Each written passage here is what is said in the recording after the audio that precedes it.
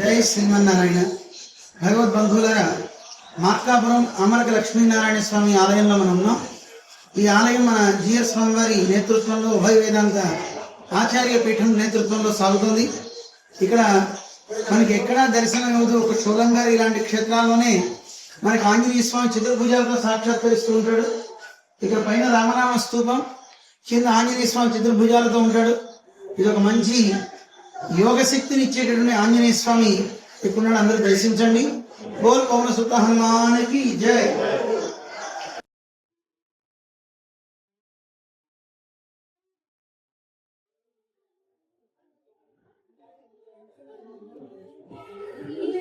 సుదర్శన చక్రం, శంఖం అందరూ సేవించుకోండి. తప్పకుండా అవకాశం ఉన్న వాళ్ళంతా తప్పకుండా వచ్చి మార్కాపుర స్వామిని సేవించండి. జై శ్రీరామ్.